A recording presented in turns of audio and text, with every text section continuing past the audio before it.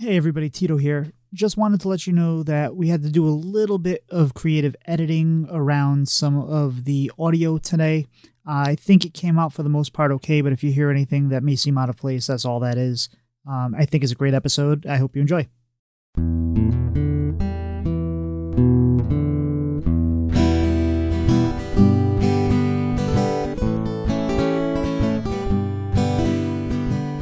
Welcome back to Bread and Butter, everybody. We're serving up the basics for Hearthstone improvement in episode 61. As always, I'm joined by my co-host, Tito Santana. Tito, how are you doing? I'm doing fantastic, Doc. How are you doing?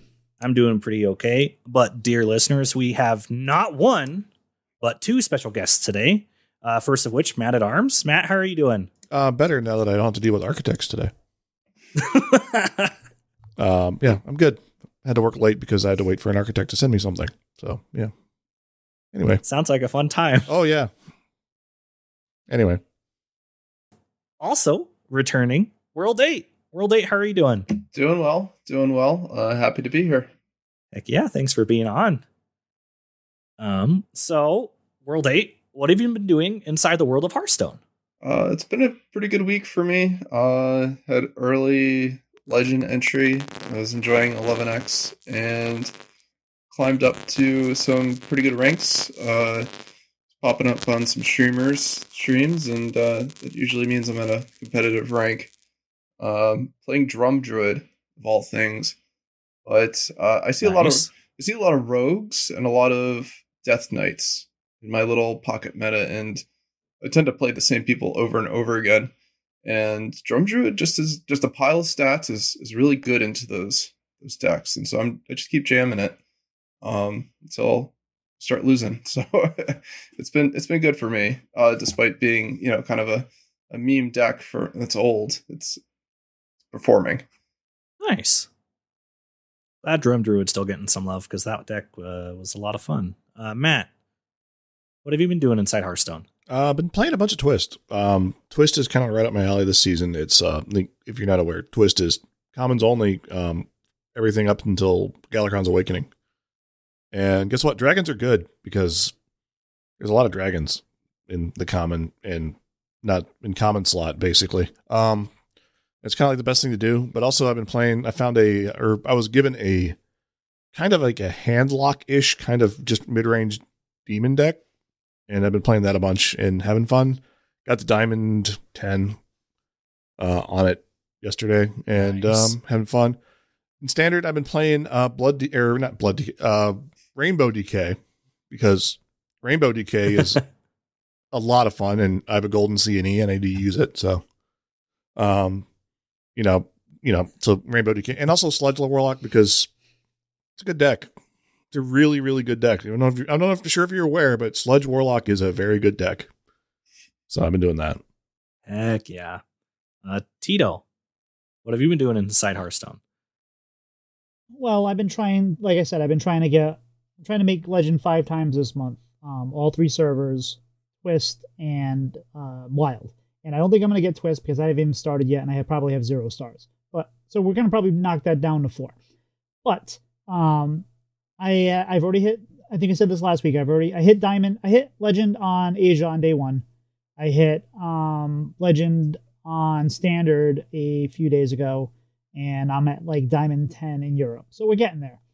The problem I've been running into now is I did the thing I said I wouldn't do anymore when I started doing these other servers is I started experimenting with other decks in Legend and tanking my rank. I spent a while trying to make Mexcavation Rogue work, which is my own concoction of Excavate and Mex. And middling results. The worst thing that can happen is you start winning with the deck you make at first. Because then you start to believe. And I played the first night, I played around 50%. So I was around 50% with like 10, 15 games, and I was like, oh, maybe I have something here. And then no, I played about 40% for the rest of it. And I got like almost to the second to last page of Legend, and I'm like, I need to fix this. So I did what any sane person does. I said, what does WorldEight say? And WorldEight said, Drum Druid. So I picked up Drum Druid last night, and I went on a something like 23-4 run. I gained about 2,000 ranks back, and then I actually, even though I said I wasn't going to craft any more decks on those other servers until rotation, I crafted Drum Druid on those servers, and that's what I've been using to climb there. So when WorldEight speaks, just listen. That's all I got to say. Mm-hmm. Doc, how about yourself? What have you been doing? Yeah, I've just been playing some BGs. And notably, I had one game where I had a visual bug where the choose your hero like tab icon just stayed on the screen literally the entire game. So the only way I knew who I was playing was the little thing up in the history bar, or just like the rank order, I guess. And I had to guess where the freeze and the roll button was, and I had to guess how much gold it cost to tavern tier up. So it was fine. I still got 4th place. It was just really funny. But yeah, that's all I've been doing in Hearthstone is just jamming BGs. So outside the game, WorldEight, what have you been doing? My wife and I just came back from Florida Keys. We live in New Jersey, so it's been pretty cold here. It was her birthday on Friday, and she's like, I want to go someplace warm. And so we went to Key Largo, which is about an hour south of Miami, and we really enjoyed it. Pretty warm weather this time of the year, not like go outside and really sweltering humidity. Florida, it's just calm, nice weather, and got away from the kids. My parents watched them, and by itself, just I love my boys, but getting away for the weekend is that was absolutely incredible. I don't even care where I went. So life's been good. Now, did you drive? No, we flew to Miami and drove from there. We did the long drive too. Right, so you did the long road? Yeah, we did that one time. It's a long drive down to Key West. We stopped at Key Largo, which is the first island. Key West is another hour and a half, 2 hours from there if you do the long drive, which is an enjoyable drive. But we were there for a short time that we didn't want to spend 5 more hours in the car. Yeah. The Keys are like, if I had to choose one, was forced, like if they're gun to my head, you have to live in Florida. Keys is like the only place I would live in Florida. Yeah, they were nice. Does it have anything to do that it's the home of key lime pie? It's like 95% of it, honestly, because key lime pie is the greatest pie, hands down. Just number one, S tier pie. And if I recall correctly, isn't that the home of Sloppy Joe's too, or something? Oh, I don't know. Like I've not heard that before. There's just so many dive tiki bars there. Like they're just all Sloppy Joe's. That's all you get. No, but also I went to the Keys in the middle of summer, right? Like we went to we went to a trip to Fort Myers Beach, and we drove from there down to the Keys. Which I tell you what, that's a long drive. Because you go through the Everglades and there's nothing for ever because it's Florida, and then it was the middle of summer and it wasn't humid in the Keys. It was great. I loved it. So anyway. Heck yeah. Matt, what have you been doing what have you been doing outside of Hearthstone? Outside of Hearthstone's been work. Lots of work. Had a work trip to Vegas last weekend, and that was fun. A lot of fun. Recovered last week doing work. Last weekend was Quiz Bowl with my son out in Lansing. His team went 5-1. He's also the only 6th grader on the 8th grade team. So, heck yeah. Yeah. So that was a lot of fun. Other than that, a lot of Magic last week. We played a lot of Magic last week, Doc and I, and Gator and whoever else. Every night was hey, you want to play Magic? Sure. So I've been doing that a bunch. And just figuring stuff out and living my life because that's what you do. Heck yeah. Tito, how about you? Not a whole lot. It's been spring-like here, which has been nice. It's been 50s. The snow is melting. We were supposed to have a storm last night that kept changing. It was 6 to 12 inches, and then 3 to 6 inches, then 0 to 3 inches, and we basically had nothing. I don't even think it snowed. So that was nice. So I'm enjoying that. And I got a little bird feeder for Christmas. Actually, it's funny because I don't know if I said this. I I went through. I've wanted one of those, and my wife knew that, and she put it on her Christmas wish list on our Amazon list. But I thought she also wanted one, so I bought it, and she's like, "Actually, I put that on the list for you." So I actually bought one of my own Christmas gifts. But it's literally like 3 feet over here, and it suction cups to the window, and it's transparent, so you can like see from where you are. And I've been able to take a couple pictures, and my cats have been glued to it. So you see these. We mostly had titmouses, and no, that's not something from Blizzlet. That's an actual name of a bird. But it's been great. I'm loving it. And watched the Super Bowl this weekend. Didn't really care about the other teams, but one of the nice things was a bunch of us, including Matt and some other folks, we were all hanging out in the Blizzlet Discord and just shooting it and having a good time. So that was a lot of fun, especially not going out on Super Bowl Sunday and just relaxing, playing some Hearthstone and watching the Super Bowl. Doc, how about yourself? And keep in mind, we have a big news episode today, so let's keep it under 40 minutes, okay? Yeah, don't worry.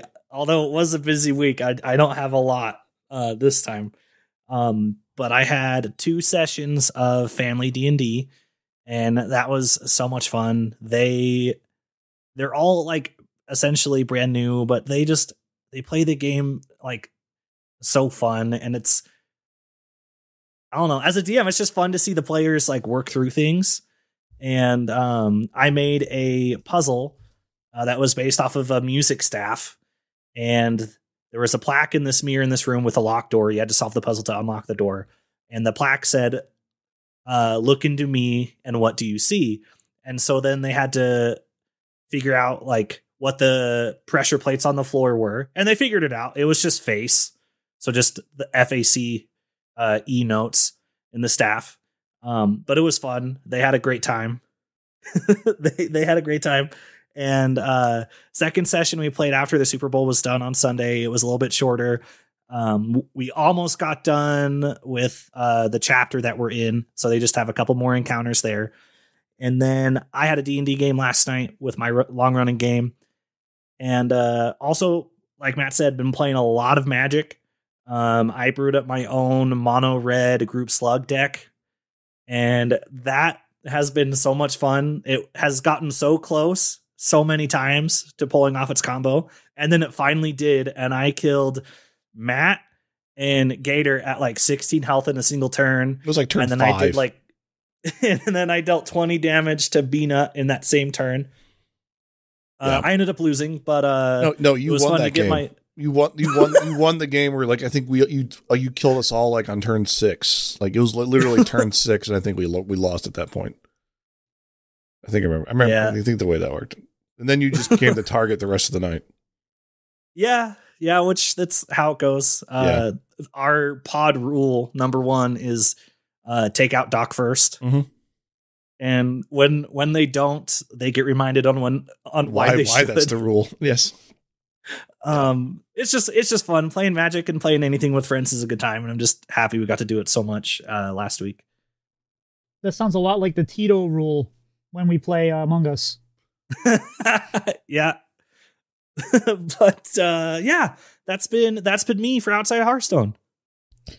So we've had a little bit of news to talk about, and that's why we brought on 2 of the experts. Just a little bit. It started on Monday, and Monday they let us know that the next year is going to be the year of the Pegasus. It's 10 years of Hearthstone, and the reason why they chose Pegasus is because that was the code name for Hearthstone before it was Hearthstone, because they always have code names before we get it. So they thought, what better way to celebrate that than give it the name? Now, we're getting some free cards, and these cards are kind of its own set. And I don't know what the longevity of it is.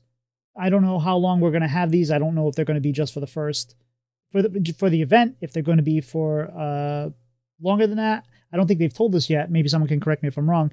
But we have Hearthstone guy. Hearthstone Brew. What's his name? Hearthstone Brew, who is a free legendary that you get today. It's already out. And what it does is it replaces your hand with a bunch of cards from the past that are the iconic cards from the past that make up things. And it's not tied to your class. You get 8 cards, and I think there's 13 of them because Taylor Swift. and they are each different options for these things that have happened in the past. Like I've had one today. I was playing Druid and I threw this in my deck, and I got Shutterwalk Shaman with basically Shutterwalk and a few other cards. So it's interesting. Mage is not available yet because something broke, and we're getting Shaman twice. And we're also getting these cards that are each class gets a card that's 1 mana, and it's a gift. And when you play the 1 mana gift, you have an option of 3 cards that you get temporarily for that turn. For example, for Druid, you get Wild Growth, you get Swipe, and you get the other one that gives you +4 attack or +8 armor, depending on which one you pick to choose one. No, that's not Savage Roy. No, it's anyway. It's the one. It's the choose one that you get +4 or +8, which is nice, and but it goes away at the end of the turn. So has anybody had chance? I've played a little bit with it, but has anybody had a chance to play with these? What do you guys think of these free cards? Well, I think it was confirmed that the cards are only for the event. This is limited time. It's not going to be in standard indefinitely, but the event is a long time. I mean, we're talking like anomalies long, more than a month. But the power level of the cards seems kind of low in general. I think they'll be popular and decent. But, we're in a pretty competitive meta at this moment, and paying 1 extra mana for anything is a tall order. You can, it makes sense where ETC would make sense. Reno decks, any place that you want more flexibility and you can afford that, or especially if you need a duplicate of any of these cards. But I don't see any hunter deck that wants any of the random shots that are in Rexar's gift. As an example, they're all overpriced for 3-4 mana, and they don't see play already. So I think it's fun for the event. We'll see. Hearth is a very interesting card by itself. I won't go into it because I want to hear everyone else's thoughts first. Matt, what are your thoughts? So the gifts, I agree with WorldEight. The gifts are okay, sure. If you need that extra slot in a Reno deck, or you really want to play them, go ahead and play them. But you're not going to get I know the Warlock one is it's Mortal Coil, something two other cards that might as well just put those cards in your deck if you want them. Hearthstone Brew. Hearthstone Brew is possibly my favorite Hearthstone card ever printed. The fact that I played it twice. I got a day 1 Demon Hunter hand. Unfortunately, the day 1 Demon Hunter cards have all been nerfed. So but playing Altruist into Twin Slice into Prep into another Twin Slice was a really good turn. And then coming down with Brutal Annihilate and then the 6/7 that does 6 or 7 damage to the board. Yeah, that was a lot of fun. And then guess what? Tess played all those cards I played. So yeah. That worked out really well for me. So yeah, play a Tess Rogue with Hearthstone Brew because that's just a time. I also ran into a blood Death Knight while I was playing Tess Rogue, and my next one was a Shutterwalk hand, and I killed the Blood Death Knight with Shutterwalk, and it made me feel things that I really enjoyed. So then I played Tess again with all the Shutterwalk stuff, and it was great. Do it. It's just the greatest thing to ever happen in Hearthstone. Literally, it's honestly a bad card because it just replaces your entire hand. It doesn't just draw you cards, but I don't care. It's fun. You just drop it in there. I want to play. I need to build a 40 card Rainbow DK with all the fun cards that are bad. I want to throw ETC in the deck too. Right. The thing that throws the pick back and forth, the Rock Duel pick. Just because we're at the end of a 6-set meta. The meta's really competitive, but you know what? I don't care. Just have fun. Just play the fun stuff. And Hearthstone Brew is probably one of the most fun cards ever created. So, and also there's a chance I get to play, there's a 1 in 13 chance I get to play Handlock for like 10 minutes, which is great. Or no, Cube Lock for like 10 minutes, which is amazing. Like, Cube Lock's one of my favorite decks of all time. And I get to do that. Like, if I get to play Skull of Minari on the next turn after Hearth and not die, I'm happy. Because, Skull of Minari, you will die if you play Skull of Minari nowadays in Hearthstone. So.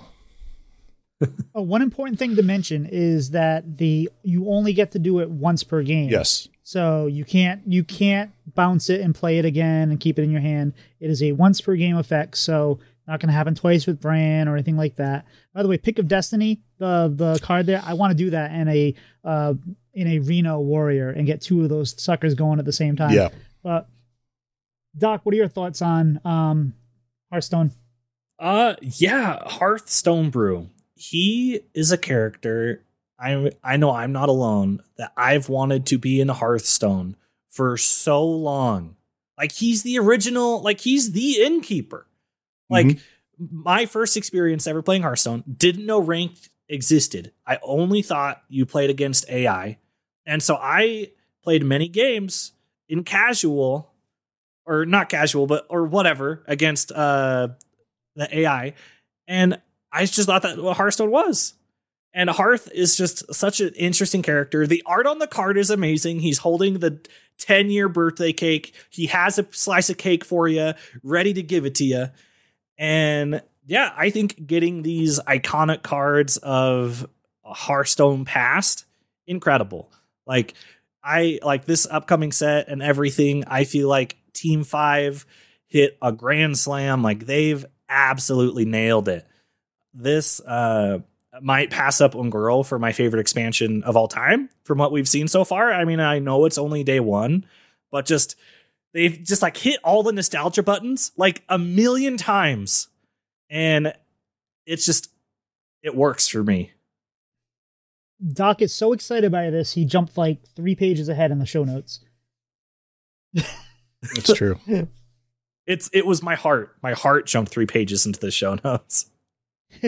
Now, I think, like, as far as the compatibility of the competitiveness of the card, I agree with everybody. I don't think it's a good card. I think it might have some uses. It could be possibly a high end of an aggro deck, like that might run out of gas, and then, hey, I have this. Or it could potentially be kind of a little bit like Archivista Luciana, where you deck yourself in a deck like Warrior's doing now, and then you slam that, and you just get a little extra at the end. But that's kind of reaching. That's like, I think the best cases to use it. That was my thought until I heard about Test Rogue. So now there are 3 different good uses for it. Test Rogue is fun. Test Rogue is really fun right now. I took out like I took whatever the list is from like Bunny Hopper or something, whatever was on the first page of Donkey, and like I just took out like what's her name, the Queen of Jara, and put in Hearthstone Brew, and it was like perfect. So fantastic. So aside from all these new cards, we also started off with the news of core rotation. And we got the core rotation first, which is actually very significant because a lot of times we're looking at the sets when they release and everyone's saying, well, it depends on what's in core. And you can't really make a true evaluation until you get all the cards, as Joel likes to hate. But in this case, now we have the core set. And now when we have these new cards, we actually have a frame of reference to say, okay, these are some of the cards we know we're going to be able to play it against. So I think it's very exciting.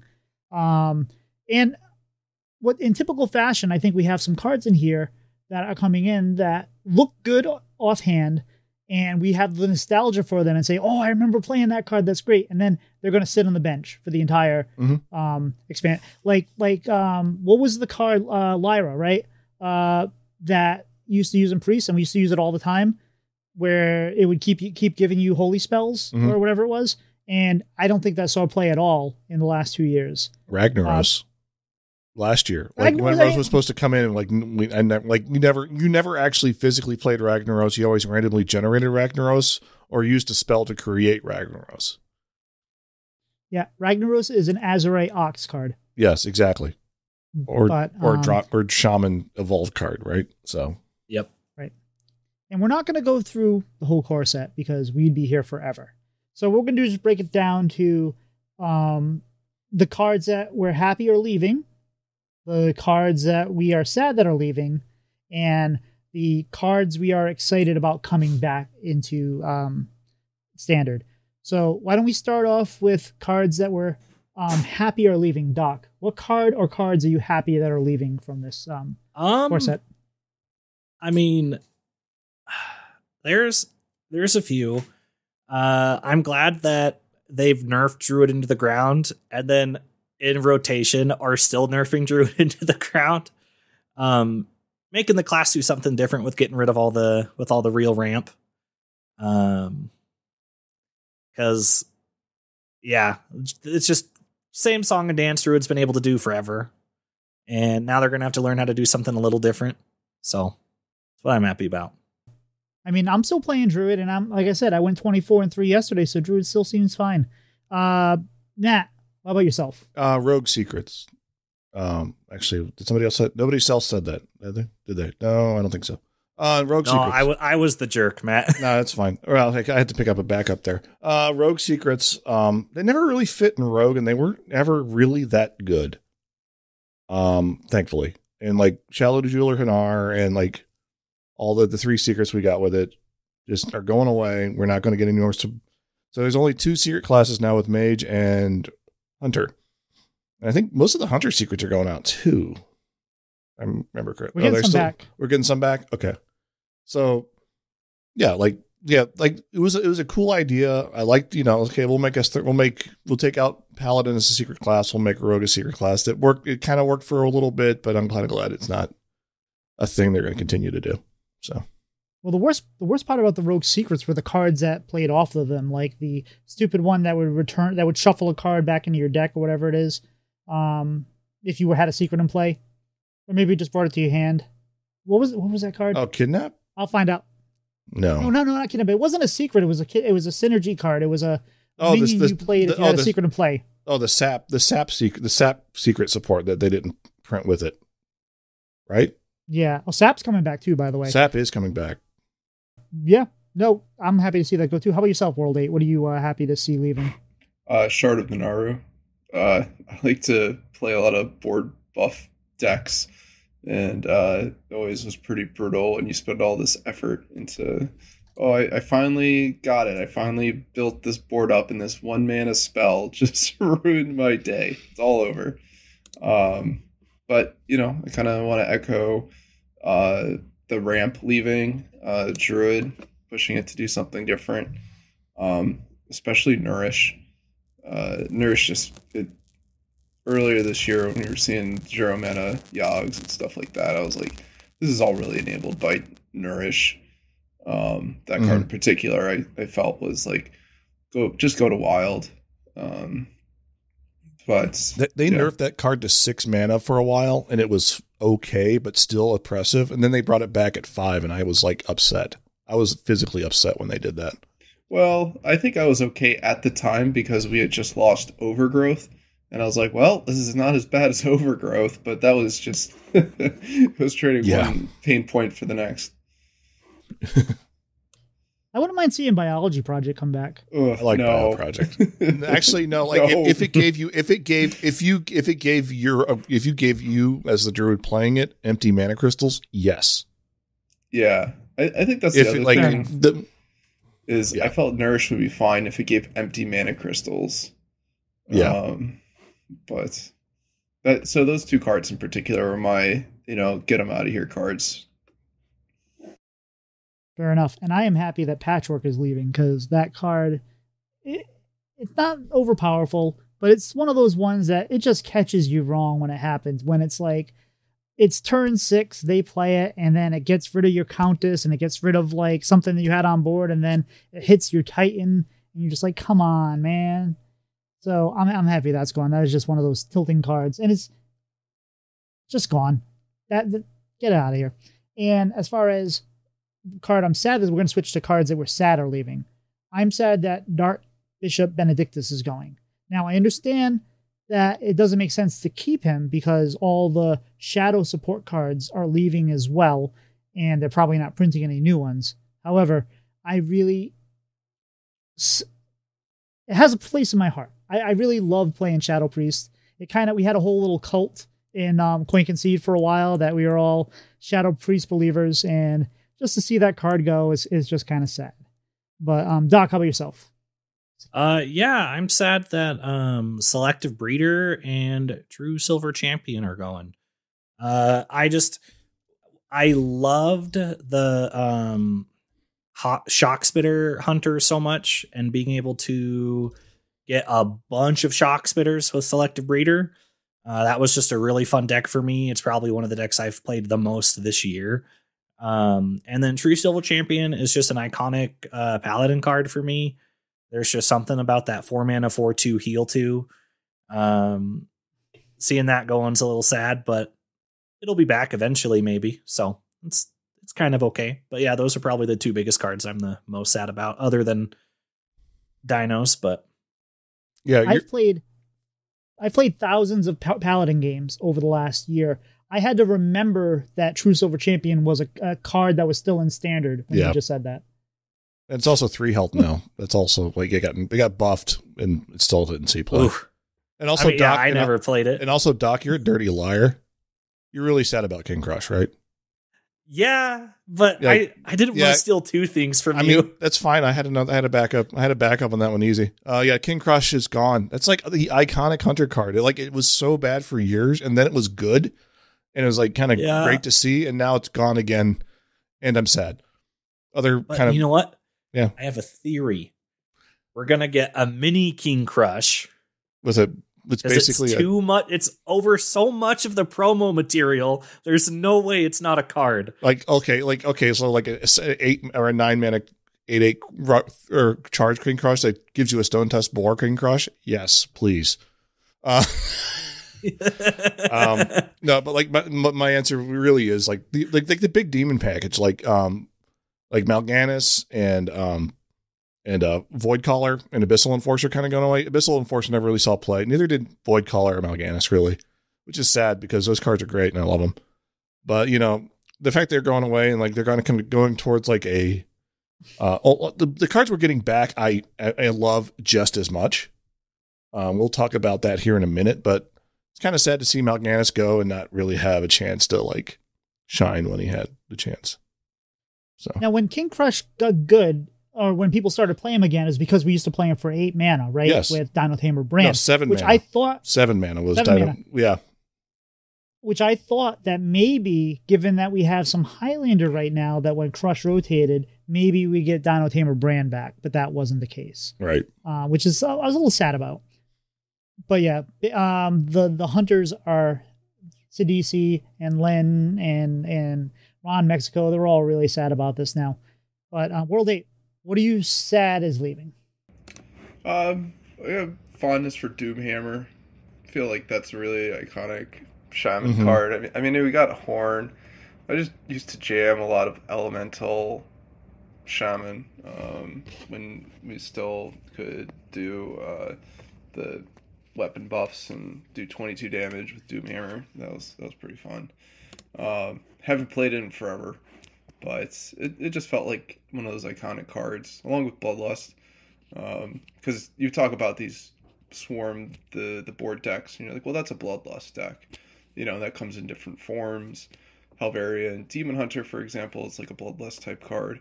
But to actually lose Bloodlust itself, I mean, it hasn't seen that much play. This whole everything leaving feels quite a bit like cleaning house. But there's 2 shaman cards. Kind of a little sad, but they haven't seen play in a while, so I get it.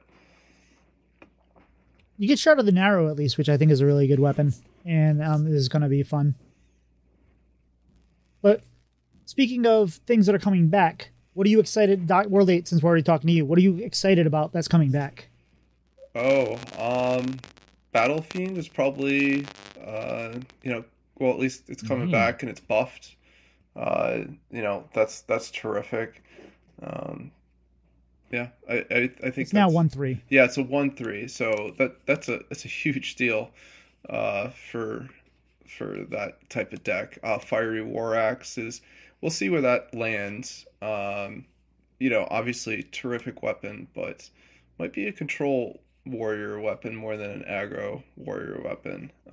But my big one is probably Battle Fiend, getting buffed alongside Umberwing. We'll see where that deck is. I love aggro DH, so Yeah. Aggro Battlefield's a 1/3 now, right? yeah, Battlefield got bumped to a 1/3. So yeah, it used to be it used to be a 2/2. 2/2, yeah. It used to be a 2/2, like, and then they nerfed it to a 1/2. Yeah. Yeah, so 1/3 into Umberwing, and that board will get scary very quickly if you don't do anything about it. Yeah, I think probably that's the best one drop in the game now. Probably. I mean, Miracle Salesman. Got Slither Spear coming back. Really happy Slither to see Spear's Slither coming back. Yeah. It's another great one that, I think it's a staple pretty much for any aggro deck. You could start with Slither Spear. And also Firefly. Yeah. Firefly's back now too. Firefly's coming back. Southeast Deckhand. Yeah, there's some good stuff coming back. Here we get some charge. Speaking of charge, and speaking of the reason why Matt agreed to be here in the first place tonight, Matt, what are you excited about coming back today? All right, there's 3 cards coming back that define me as a player in Hearthstone. Like, these are like my 3 favorite cards they've ever. Like, you asked me what my 3 favorite cards are. 1, Doomguard. 5 mana, 5/7 charge, battlecry, discard 2 cards. By the way, that's going to be really good in Sludge Warlock, especially when you have a handful of sludges. Mountain Giant. 12 mana, 8/8. Smaller, gets reduced for cards in your hand. That's the handlock staple. That's like, you play handlock because of Mountain Giant. And Molten Giant, also a handlock staple. 20 mana costs, less for each health you've reduced. It's those 3 cards define, like, are the cards that, like, I played the most. Whatever format I can play them in, I will play them in. Like, those are my 3 favorite cards, and I'm happy that they're back, and I'm so happy that this core set spoke to me in this way. Also, Archvillain or Fom, come on, that's like, random legendaries are always good, right? So. And I thought Jiraxis was in your top 3. I just learned. Jiraxis is probably okay. Jiraxis is 1. Doomguard, but we've had Jiraxis for like 3 years, and like ever since core was like came in and they made it 8 mana and still not really seeing play. Doomguard, I think we'll see play. Doomguard, come on, 5/7 charge with discard, with just discard payoffs and Warlock. Yeah, we'll be playing that. Yeah. And for those that don't know, Matt has a tattoo of the Warlock hero power, right up on his collarbone there, or close to it. So, if Matt doesn't just walk the walk, he talks the talk, or whatever it is. Maybe I said that backwards. You dared summon me. Indeed. Doc, how about yourself? What are you excited that's coming back? So the minion that I'm excited that's coming back is Obsidian Statue in Priest. Boo. Hear me out. So one of my favorite decks of all time is like Karazhan Big Priest. Loved Big Priest when Big Priest was a thing. And I'm off the pod. You know what also was really fun when Big Priest was a thing? Spellstones. And Spellstones are back, plus a new one, and I'm so happy. And primarily the one I'm the happiest for is the Hunter one, because Secret Hunter was an amazing deck. Everyone knows I love dinosaurs. People might not know one of my favorite animals that are alive right now are wolves. So Spellstone, making a lot of wolves, so much fun for me. So all Spellstones, awesome. I think bring the Spellstones back, fantastic choice. Not only are they bringing the Spellstones back, they've also added Spellstones for Death Knight and Demon Hunter. And I don't think we know the Demon Hunter one yet, but the Death Knight one is based on corpses spent or gained, or one of those, and it hand buffs +1, +2, +3, depending on how many you've done that. So pretty basic hand buff stuff, but pretty interesting. For me, I'm happy Liadrin's coming back. Now, if you remember Liadrin, she was around, and I'm not a Paladin main, but she was around with Librams, and that was like the big deal, is you got your Librams down to nothing, and then you played them all, and then you got them all back with Liadrin, and you threw them on something. So that was a lot of fun. We don't have Librams back, So, and we're also losing Garden's Grace, but I think there's a lot of fun there. And we're also getting Greybow back. Now, I don't think Greybow is going to be good. I don't think it's going to be played. But you never know what they're going to give us in some of these sets. And Greybow was always one of my favorite cards. There was just something, because Greybow would give a random minion death rattle that was on your board. And it was a taunt, so they had to get through it.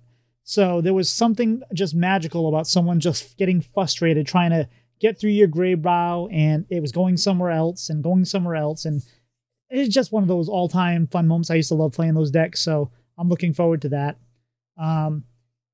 So core set, very exciting. I would recommend it if you want to get really in-depth to it. The Vicious Syndicate podcast really goes into depth on the core set changes, so that'll help get you informed. There was also a huge BG patch released. I didn't know about this. In fact, with all the news, I've been engrossed in Hearthstone news all day, and I went on to Swabe's channel, and she's like talking about the new minions, and I was like, wait, what? Was there a patch? I was like, yeah, it was like the biggest patch like ever. Quests are back, which I didn't know was happening, and there's lots of things. We're not going to go into the BG stuff. There's just no time, but definitely go check out the patch notes. If you like BGs, there's a lot there. And, quests. Who doesn't love quests? And spells, quests and spells. I think that's going to be fun. There's a quest reward that is called Totally Normal Horse. It's an amalgam. It's a 50-50. And like the art is amazing. Heck yes. The art is absolutely amazing. That is awesome. That is very awesome. Only a 50-50. So that's So that's a lot of news. However, we get some more news. The new expansion was revealed today, and it's called Whizbang's Workshop. First off, if you don't watch videos that they post for these expansions and just read the notes, go watch the video. Cora is the star. Of course she is. And it's amazing. It had a real Muppet Laboratory vibe to it. And it was a lot of fun. Did you guys all get a chance to watch the video? What were your thoughts on it? Yeah, I liked it. I thought it was I think they did a great job with it. Looks like they had fun with it. As someone who develops software myself, it's sometimes hard to find that fun. So when they're building the product, I hope they enjoy it. But you could see the joy in that video from them, which was just above all. I think I really liked that part of it too. Yeah. So yeah, we're just a little behind baseball. This is why we have to edit podcasts, because people talk over each other, and especially we have 4 people today, which makes I was going to try to get 5, make it a little more chaotic, but people start talking over each other and then stop talking over each other, and it's just wonderful stuff.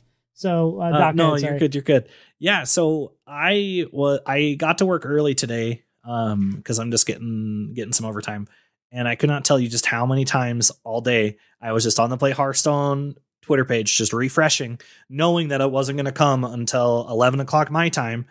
And yeah, so I watched it at work. I had to control myself to not exclaim audibly with how excited I was with, I said earlier, all the nostalgia buttons. They just took a giant hammer and just smashed all the nostalgia buttons. The video was great. And this new set, which we're going to talk about right here, just 10 out of 10, no notes. It's perfect. I cannot be here soon enough. Yeah. Yeah. It was a lot of fun to watch. I watched it on my phone for while I was waiting for stuff to plot out. And it was Cora's a star, Leo's a star, and we got to see, and we saw one new face on the final design lead. So that's also cool. Our final design team person. Just them just okay, we're going to celebrate Hearthstone's past, and the fact that we're going to use Whizbang, which is one of the more iconic Hearthstone cards ever printed. Mainly because always the call bring Whizbang to core, bring Whizbang to core. And we'll see if Whizbang comes to core or comes to the expansion, because he needs to show up to the party, right? It's his party. So I believe that's a direct quote from Cora on Twitter indeed. today. Yes. So Matt, since you're really good at this, why don't you give us 15 seconds on what miniaturize is, which is a new keyword? Sure thing. Do you have the drop? No. Anyway, miniaturize is a keyword. Is the main keyword of the set, where it's on minions, and we saw at least 2 paladin minions and 1 other minion, I think, where it's basically the minion has an effect, and it gives you a 1/1 copy of that minion that has the same effect.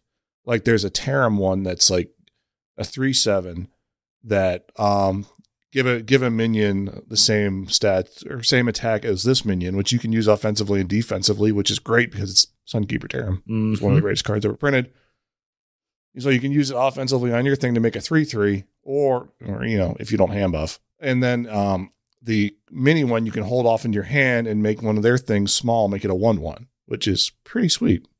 There's a Demon Hunter one or Death Knight one that gives, like, you play it, it buffs everything in the hand. Well, it also puts a 1/1 in your hand that buffs things in your hand as well. So it buffs the mini version of itself. Super cool effect, super cool thing, super cool mechanic, and yeah, it's basically like almost like a twin spell for minions in a way, which is cool. So I think you defaulted to 2 minutes rather than 15 seconds, but we'll allow it here. You didn't give me the timer. It didn't you didn't go boom. Have the rope thing go off in my head. Yeah. Now we also got it's not a keyword, and they do this a lot of times. They have a thing that's not a keyword, like they had the soloists and the music expansion and everything. They have trade to upgrade is kind of the best way to describe it. And we've had a weapon that did that, a warrior weapon, I think that's done that before, where every time you traded it, it got bigger. I think it was a maul or something. But yeah, there's a couple cards that did. Yeah. Oh, yeah. And it sounds like they're going to have a few cards like that this expansion, where if you trade it, it gets +1/+1 or something increases and all that. So that's kind of exciting. Yeah, they called it in the video like a wind up mechanic, where you just like you stick it in your deck and it winds the thing up and it gets bigger and more powerful, which is super cool. Yeah, especially when you just want, I don't need this right now, get rid of it, give me something else. That's pretty awesome. Yep. WorldEight. Why don't you tell us about, I think, probably the most excited people, the card people are most excited about in the set that we've heard about so far. Why don't you tell us a little bit about Ziliax? So Ziliax is a unique deck building card. You're going to go into your deck builder and you're going to build your own card. You take 2 options from a pool of 8 different components. Each component has a cost. It has an effect, and it has attack and toughness. And so when you combine the 2, you're going to, much like a Zombeast or something like that, you're going to add the cost, and you're going to add the stats, and you're going to get both effects. So a lot of good potential there to create something either very aggressive or something very defensive and controlling. And a lot of room in between. You have some that are, more traditional, like I said, control with rush, lifesteal, and then you can bump some stats on there. Or there are ones that are, buff your board, but also at the same time discounted by minions on the board. Some obvious synergies. So it's not just restricted to this mech that is specifically doing this one thing. It's really a create your own. I think Zombeast was really where my mind went with this, and put that in your deck, which would be pretty exciting too, by the way. Yeah. So very interesting choice. Excited to see what people put together, and hopefully it doesn't all trend towards kind of the same combinations. People get creative with it. Now, one thing I'm interested in, well, I'm kind of surprised that all the little modules look cool. I'm surprised there's not one for magnetic, given that it's a mech, but I think they're moving away from that. Yeah, you can anyway. magnetize to it, right? So, yeah. I think one thing I'm curious about, Flick is coming back. We didn't mention that card, but Flick, which you target, it's a removal spell that removes a minion. Sorry, it's not a spell, it's a minion you remove that minion and all copies of it. So if we're both playing Automaton Priest and I play Flick, which I generated off of something because I realized it's a rogue card, does it kills all the minions on your side, on my side, in my deck, in your deck, so it's just gone. So my question here is, if I Flick Ziliax and I have a different Ziliax, do those both Ziliaxes go away? The name is the same. The name is the same. So okay. one of the cooler things with the Ziliax as well, not only are you like basically I'm stealing from you, Doc. It's all good. Not only can you like adjust the modules, like the two modules together, you can also adjust the card art. So you can actually choose which one of the card arts you want. Because I think there's like 8 different card arts, and you'd be like, no, I want the green one in this deck, right? So that's pretty cool. Honestly, this card is super cool. But like the coolest cards in Hearthstone are cards that make like custom cards, like Kazakus, like the Ignis, the weapon guy. You know, like just you make your own custom cards out of like a pool of options. The fact they're like pushing this into the deck building phase is awesome. Like, and it's one of the coolest ideas I think I've ever seen in Hearthstone. It's probably one of my favorite cards ever already. So fair enough. Oh, by the way, Matt, since we already got you on here, what would you say? There's also another keyword that they've added, but it's just a keyword that is something that already existed. They had a hard time pinning it down though. Unfortunately, it's not in Rage. No, it was a little elusive, I guess.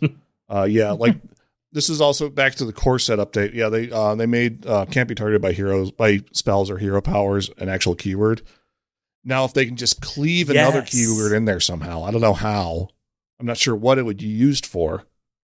Just cleave it in there and hit 2 other keywords we can use.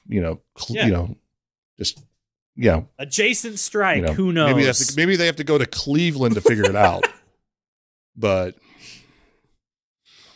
I don't know. Just saying. And like, I am, just things like that, that things happen while I do, damage is done to me. That's what happens. That's, I just get enraged when that happens. Anyway. Well done. Oh, yeah. And, quick side note before I forget, if you look in the store right now, there's some interesting bundles. You can get if you've been trying to collect the signature Sif, if you have $50, you can go get one. And they are starting to hit some Marvel snap prices, which is kind of worrisome. Yeah. But they also have some new signature cards, I believe, for some commons. And there's like a $20 bundle that has like a sad Anoyotron and some other ones. So definitely check out the store if you like those. Actually, I feel better. I felt better because like it also comes with like 10 Caverns packs, which objectively Caverns packs are the 3rd worst packs to buy. There's also ones that like there's also a split bundle, so you can just get the Anoyo portrait card instead of just getting both Anoyo and Nizal's First Mate was the other card. So like it's like $11, or you can get like both for 20 and get 10 Caverns packs, which Caverns packs are awful. Don't buy Caverns packs. That should also come with the Anoyotron portrait as well. Yeah, I would use the sad Anoyo portrait. Absolutely. All right. So we have seen a few cards. As usual, we're not going to talk about them all. But why don't we talk about the cards that we're excited about? Doc, what card has you excited? Yeah, so Sunkeeper Taram's back. I know Matt mentioned him earlier, but he's one of the strongest, most underrated cards ever printed, and he's back. And I don't know.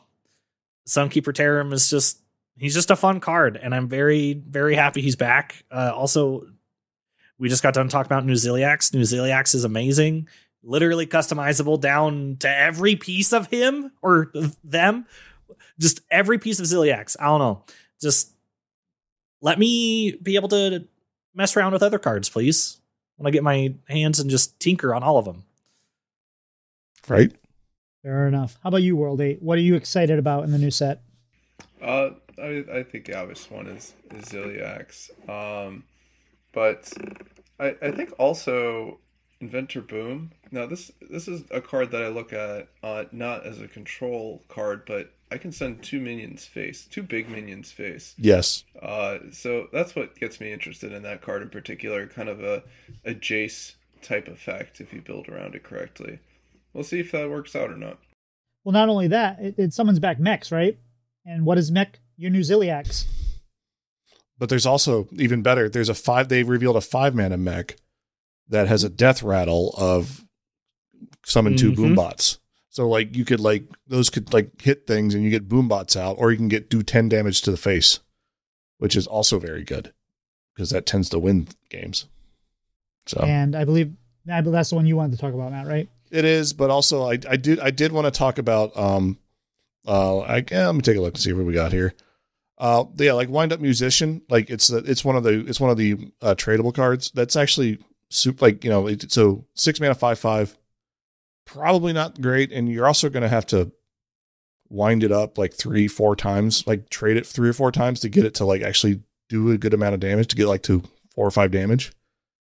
If you're playing a slow control deck, it's pretty good, but it's also a monkey with a drum. So I'm all about the monkey with drums. So fair enough. And the card that I'm excited about, or besides the ones we've already talked about so far, is actually, I guess I didn't realize this at the time, but they're actually part of the core set. But they've made some cards for Warcraft Rumble that were inspired by Warcraft Rumble. And one of the cards is the Safe Pilot. It's Nomelia, as Safe Pilot. She's a 6 mana 4/2 legendary rush. Also damage minions next to whomever this attacks. And that's not all. Death Rattle, you're 2 damage to all enemies. And that includes your opponent's face. This card seems insane. Doc, you have a thought? I have a card I want to add to cards I'm excited for. Please do. Stonehill Defender, right? The 3 mana 1/5 taunt, discover another. Out of my jungle? Yeah. Yeah, I don't know. That card was just so iconic and Ungoro to me. It was that card, Tarum, and Flappy Bird. But Stonehill coming back. Bring back Flappy Bird. Bring back Flappy Bird. Please. And OG Innervate. I don't think we'll ever see Flappy Bird again. We need to. Bring back OG Innervate and Flappy Bird. Do it. We need Flappy Bird so I can play Saku in THL again and get ridiculous lethals off of mutations on Flappy Bird. Okay, so I believe, for those that don't know, Flappy Bird we're referring to was I forget the exact name of the card, but it was a 3 mana... Vicious Fledgling, yeah. Vicious Fledgling. It was a 3 mana 3/3 that had Adapt on it. And when you attacked, it adapted again. And Adapt was a keyword that basically said every time you adapt, you pick up a new random ability, which was all the common ones like Lifesteal, Wind Fury. I don't think Reborn was ever added to it, but they were all the basic ones at the time. And so what would happen is you'd attack with you'd get Flappy Bird out on turn 2 with the coin. And you would attack with it, it would get stealth, and then you would attack with it again and again and again, and you'd have Wind Fury, and it just got out of control really hard, and it just would spiral out of control. So it was very iconic. It was a very fun, and it was a very hated card if you didn't like that, which I can't imagine why. So I hate to pop your bubble there, Doc, on Stonehill Defender. When they changed Discover to not favor class cards, that card got a lot worse. You're right, but I'm still happy he's in the party. Yeah, I mean he's a 1/5. He still doesn't. He never saw play when he was in the Ungoro twist, ever. Sadly, I still love him. Yeah. Now, you might think that we already talked about the free cards you're getting. There's another free card. The card is Cophelio. I don't even know how you say it. I just looked at it and all I could think of was Cornholio. But it's a free card. It's available today. It's an 8 mana 6/5. Draw a minion. Transfer all friendly minions into a copy of it. I initially thought that this was a not a good card, which is good because I don't want the free legendary we get that's neutral that goes into every deck like we've had before, like Yogg and those kind of things. But before stream, I watched Ron Mexico playing against somebody, and they got an Alakir, a hard deck Alakir. He stole one from the opponent, And then the opponent played this, and they ended up with a board of 6 Walking Mountains, or whatever that card is, the Mega Wind Fury thing. Good. Yeah, that seemed pretty good. So I don't know if it's going to be a good card or not, or only in good situations, but you can play with that today. Have any of you guys tried it, or do you guys have any thoughts on the free card? I played against it today. My opponent had lethal on board. They didn't attack with their minions. Then they played this card, and then they got a bunch of 4/3s and lost. So attack with your minions first before you play this card.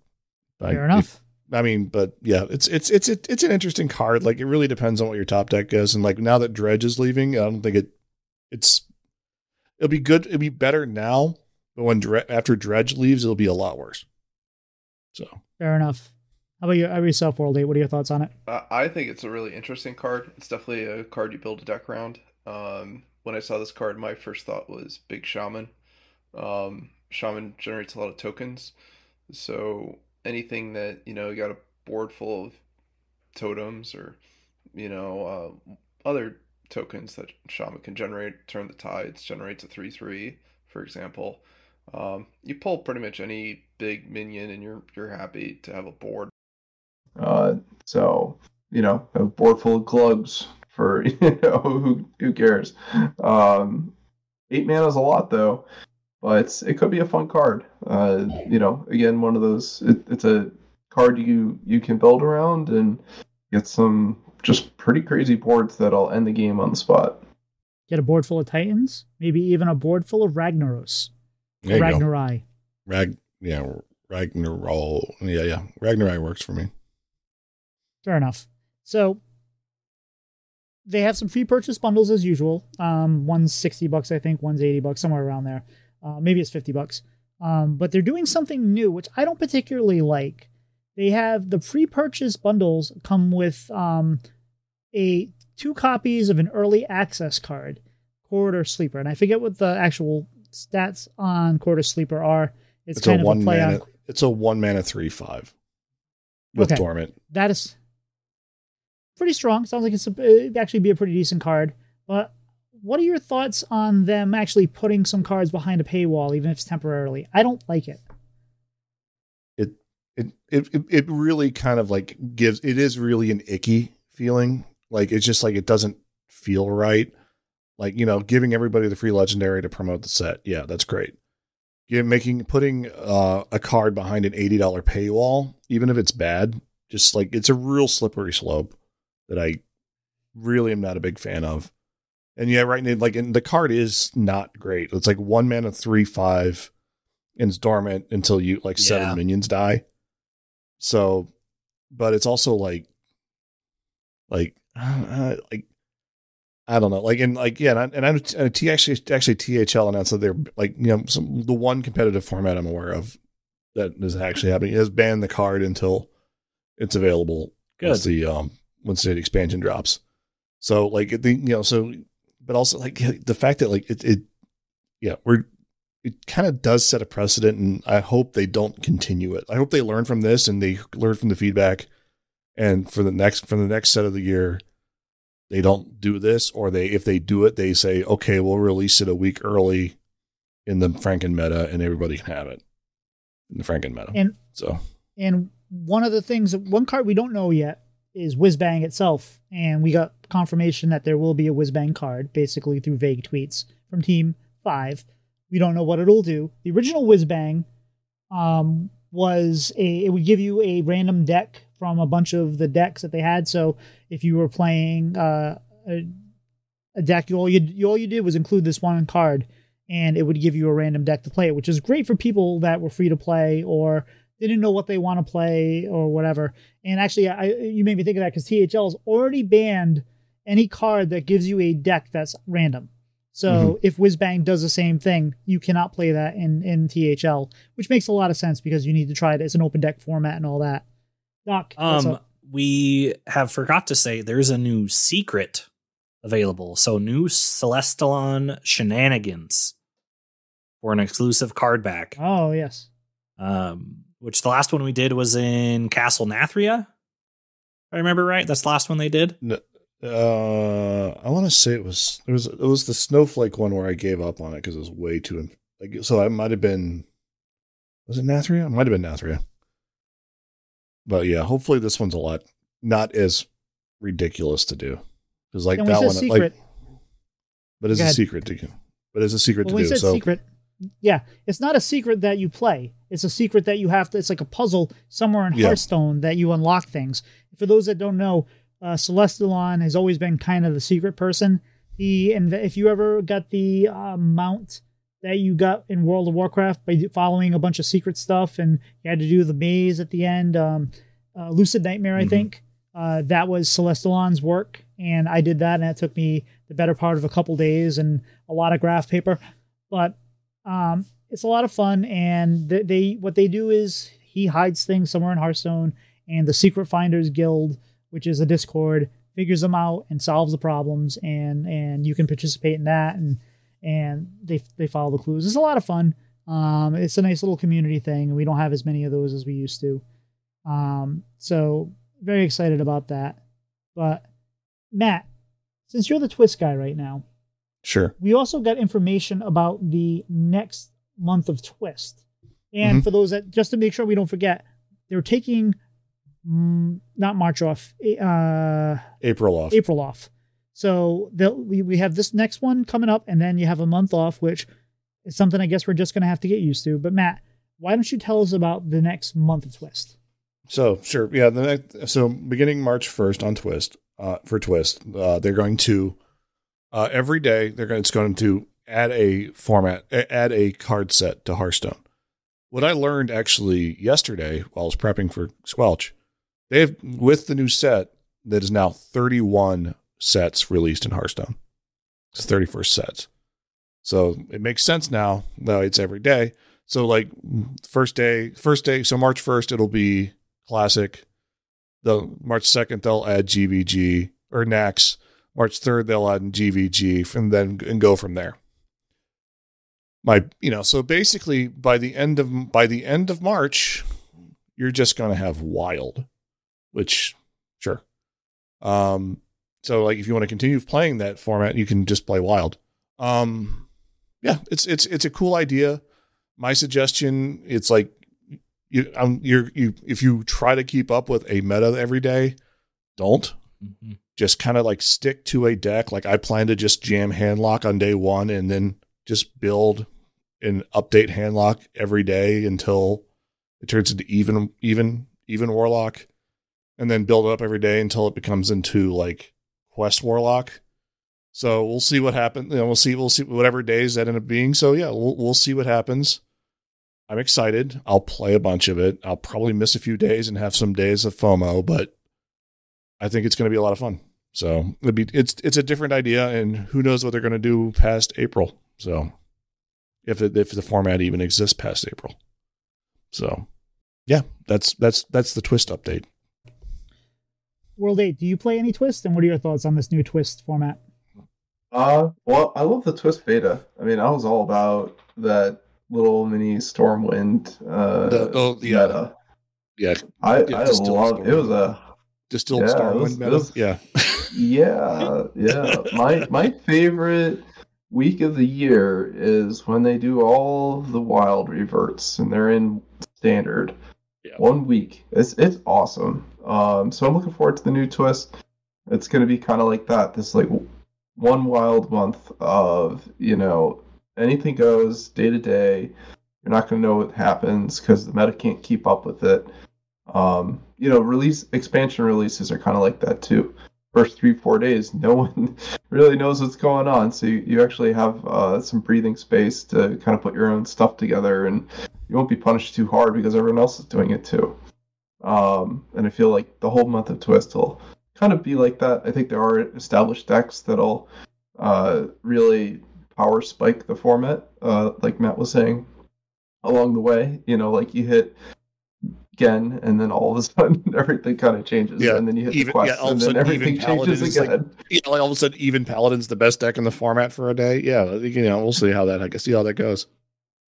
Yeah, but I kind of like that. I think I can't play every day, so it's kind of a bummer.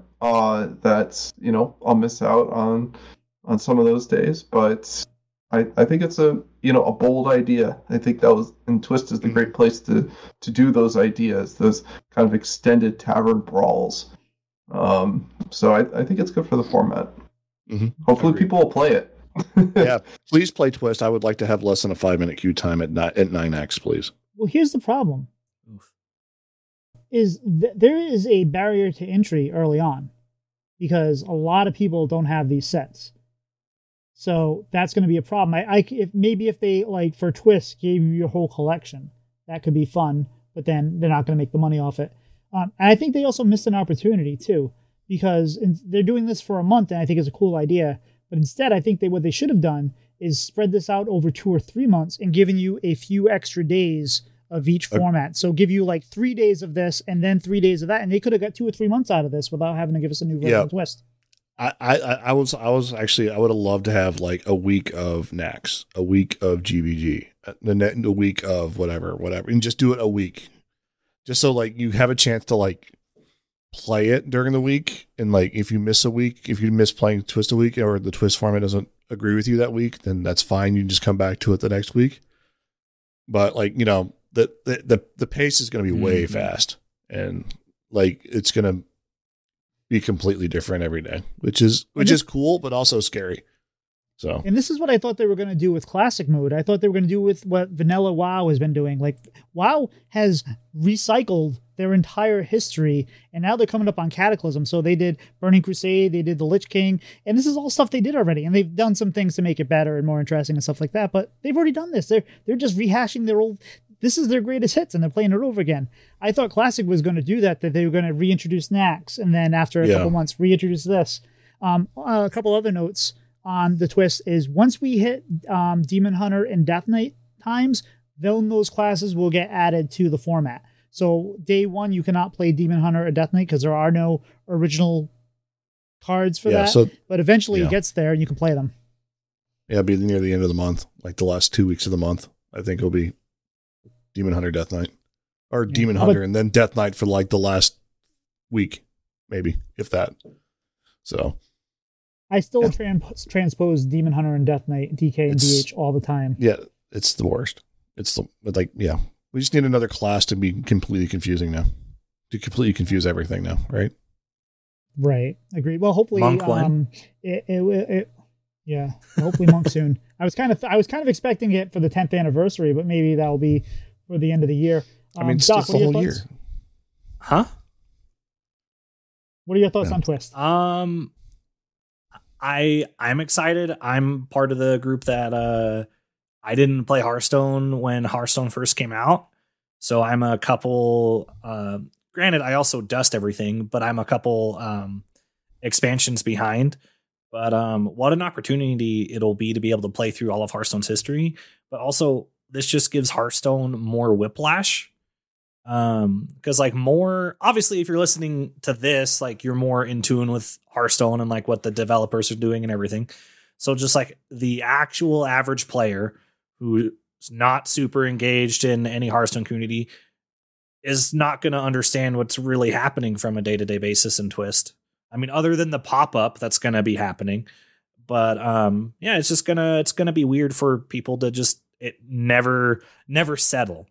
Like as soon as they get used to something for a day after they play a couple games, the next day it's going to be different. I mean, it's going to be cool. Don't get me wrong. It's just going to create some whiplash for a month. Now, what would be good? People just not pay attention to it, which is more likely to happen, unfortunately. Now, what would be good is if they gave us a whiz-bang card on theme with this expansion that would give you one of like a random number of decks that would fit that format for that time. So on day one, it would give you that. Day two would give you that. Well, I mean, whiz-bang will be legal eventually in Twist. Right? For a little while, yeah. On the last day of Twist, it'll be legal. But speaking of whiz-bang, this is Whiz-Bang Workshop. And it's probably going to be I would assume going to be the iconic card we're going to be getting out of this. It'll be the big card we eventually get. So I want to just take some guesses here. What do we think this card is going to be? Obviously, we have no idea, but World 8, what do you think Whizbang is going to be?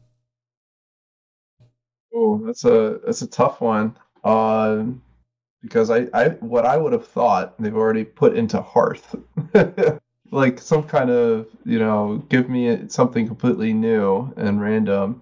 Uh, I really I don't have a great answer for this. Maybe something like all of your add a 1/1 copy of all your minions to your hand, but that's kind of boring. They've done that before. But that would play off like the miniaturize aspect of it. I really don't know. Matt, you got any thoughts? Transform all your minions in your hand into random toys that like give you 1/1 copies. Basically, what World 8 said, there's going to be like it's either going to be a value bomb that either like you play to like just get a new hand, or it's going to be something that changes the way you play the game. Like, I don't think they're going to do like a Renathal type level thing like they did with with 40 cards and 40 health. But they're going to do. It's going to be interesting what they end up doing. I hope, at least. Doc, any thoughts? What are your guesses? I would love for him to be a start of game card. Yes. I think start of game is one of the most I mean, granted, they're harder to balance, right? But I think they're some of the most interesting mechanics in Hearthstone. Also some of the notorious with Gen and Baku. But start a game. Give us a start of game card for Whizbang. Like, it's his party. Like, why wouldn't he be there literally the entire time? So, start That's a game fair. is my guess. How about yourself, Tito? I'm going to steal a little bit from Magic here, I believe. But so when you play Whizbang, you get your game is paused, and you start a new game of Hearthstone with your remaining cards. Oh, Sherazade. So then you play that game with the remaining cards, and then when the game is over, your cards get shuffled back, and you go back to your original game, and whoever wins either the loser loses half their health, or maybe the winner gets all their minions for the rest of the game, have Mega Wind Fury, or something stupid.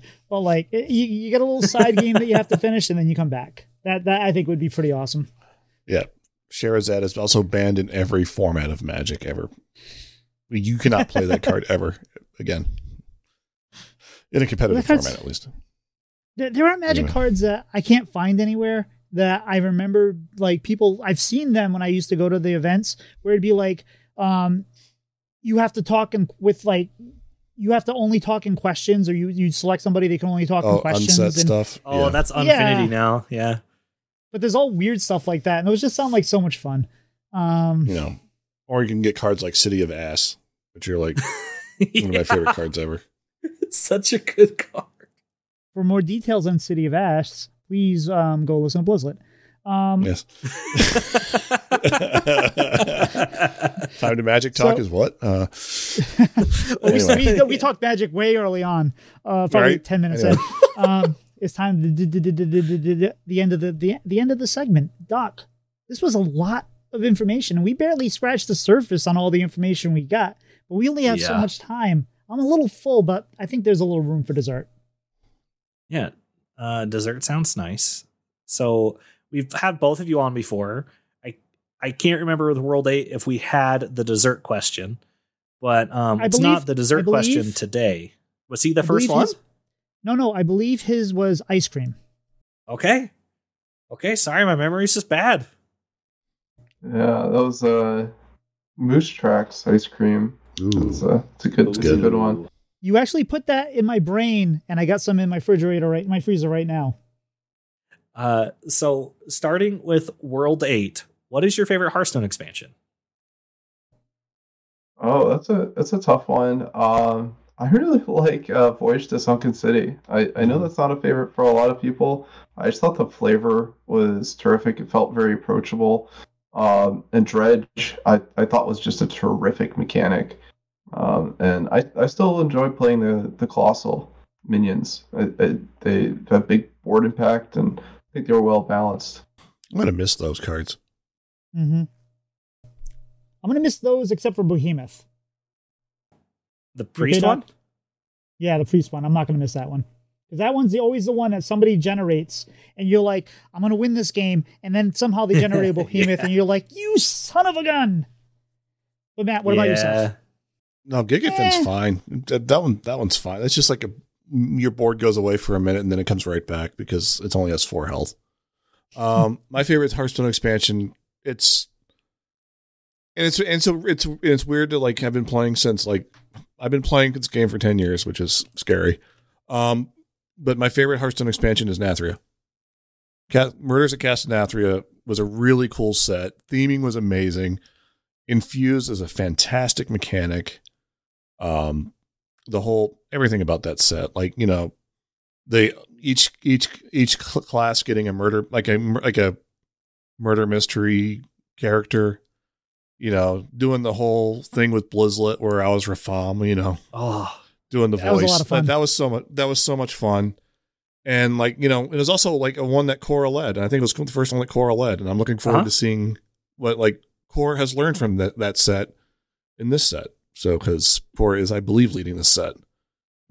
So it's going to be great. And I hope that Whizbang is probably going to be my next favorite set. So, Doc, since we never really talked about this, what's your favorite? Ungoro. I just can't get enough dinosaurs. So Ungoro was just like flavor and everything was just dinosaurs. So I absolutely loved it. And then it's also one of my favorite zones in WoW. That's fair. And for me, I think mine is Galakrond's Awakening. Not that I like the Galakron stuff, but that was around the time when I got my first legend because I had the Rottenest Drake and the Dragon Hunter, which was a lot of fun. So that just has a lot of fond memories for me. So, yeah. I'm really looking forward to getting the Priest hand from Hearthstone Brew because you just get because he gives you Galakron Priest, which Galakron Priest was honestly like one of my like everybody hated playing the mirror, but like I learned from Joel and from Enthrallman how you play the mirror is like you out tempo the other control deck and you win the game. And Galakron Priest was such a good deck. I want to play that again. Can we play that again? I'll play that when that comes back around in Twist, whatever day. I was going to say you could probably play that on March 17th. Exactly. So, listeners, please leave us a review. Let us know how we're doing. We'd prefer a 5-star review because it helps with visibility, but rate us how you feel. Let us know the good, bad, the ugly, because we want to improve the show. And if you leave us a review or send us an email, we will read it out on the show. And Matt, where can people find you? Find me in Discord. That's where I live. That's where I spend most of my social media time is in Discord. I'm also less and less on Twitter, but I'm on Twitter and Blue Sky. It's open for everybody. Come join us in Blue Sky. I'm there as well. WorldEight. I also mostly live in Discord. You can find me, WorldEight, on any of those Discord channels or DM me. Pretty open to chat. Also on Twitter, WorldEight_HS. But yeah, I'm mostly on Discord all the time. So best place to reach me. Tito? You can find me on Twitter and Twitch at Tito Santana HS. And I would also like to add for WorldEight, if you're looking for a deck, just about any deck, find WorldEight on Discord. He'll give you one. Doc, how about yourself? Yeah, you can find me on Twitter, Discord, and Blue Sky. Where? At where? At Doc McButt. Well, there you go. Because it's never going to be taken. It's never going to be taken. It's a great username, quite honestly. Thank you. Thank you. Matt, do you have any shout outs this week? Shout outs to the Squelch crew, all 6 of us apparently now. Including myself. I'm shouting my own self out now. How good is that? No, okay, the Magooch, Dano, Thrallman, everybody else. Y'all, thanks for coming on. Thanks for inviting me on. I had a blast. And WorldEight, good to finally see you face to face. Great to be here. I want to give a shout out to Cora. It's awesome. She gets another set under her. You know, I'm I'm sure it's just a ton of fun. And she did a great job with her first set, like Matt said, and really looking forward to this one. Yeah, Tito. I would like to shout out Ted, old Tedo from Blizzlet, who recommended a podcast called what was it called now? It's called A More Civilized Aged. And it's a show that starts with the prequels of Star Wars and then starts going through Clone Wars. And they talk about the shows and they talk about them in detail. And I look at it in a whole new way because they start talking about what the parallels are and like the motivations. And I used to just watch it as, hey, this is just, Jedi. I gotta fix that. So at least I know it's at the end of the show.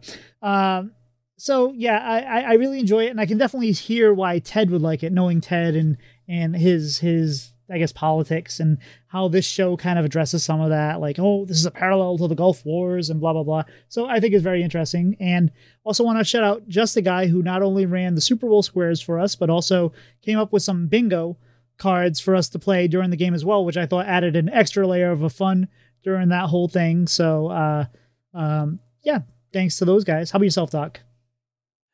Yeah, I want to thank Matt and WorldEight for being on the show. It's always a pleasure to hang out in Tarkarstone with you guys. So thanks again for being on the show. And then I want to shout out the Cortland and her family for Family D&D, and especially Cortland because some of the NPCs were not super nice to her, and I kind of feel bad about it. But it made for some fun character moments.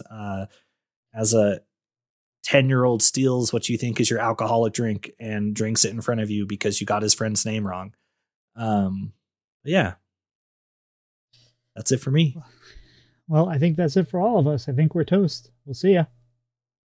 Bye-bye. You guys can say goodbye too. Oh. All right. Bye. Take care. They can't hear you waving, Matt.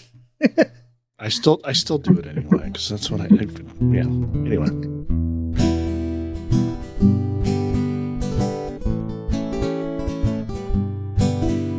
Slide two brothers meet one another when they slide up to the mic. It's bread and butter with one another. Let's start up that recording light.